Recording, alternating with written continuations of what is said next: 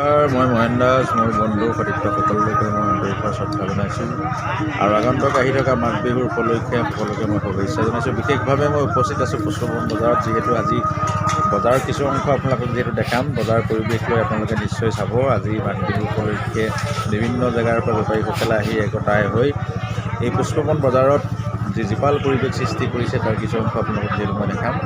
আৰু গ্ৰাহকসমূহ ইতিমধ্যে আহিবলৈ যিহেতু প্ৰচেছ লৈছে দোকানসমূহলৈ, মানে প্ৰত্যেক দোকানতে বিশেষভাৱে কাষ্টমাৰ পৰা দেখা পোৱা গৈছে। তাৰ কিছু অংশ আপোনালোকক দেখাইছোঁ। মোৰ বন্ধুসকল নিশ্চয় আপোনালোকে প্ৰত্যক্ষ কৰিছে, এয়া দেখিছে চাওদাং পথাৰ ৰতনপুৰ পঞ্চায়তৰ অন্তৰ্গত এইখন পুষ্পবন বজাৰ বুলি কয়।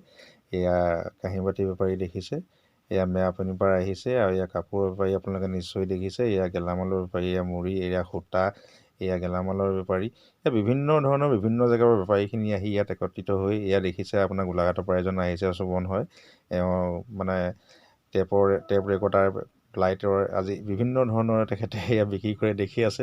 বজাৰ বিশেষ বোলে আজি ভাল হোৱা নাই, তেওঁ নিশ্চয় দেখুৱাইছে।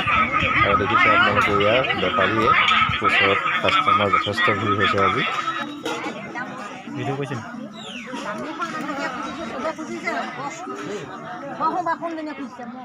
মোৰ বন্ধু আৰু সতীৰ্থসকল, বিশেষভাৱে আপোনালোকে যিহেতু প্ৰত্যক্ষ কৰিছে, স্ক্ৰীণত নিশ্চয় দেখিছে সুন্দৰভাৱে কাষ্টমাৰে আহি বেপাৰী ওচৰত যিহেতু ভিৰ হোৱা পৰিলক্ষিত হৈছে।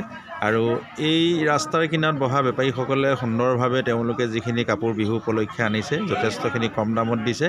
100 টকা 150 টকা এনেকুৱা ৰেটত তেওঁলোকে কাপোৰ যিহেতু ক্ৰয় কৰিছে, তাৰ কিছু অংশ মই দেখালোঁ।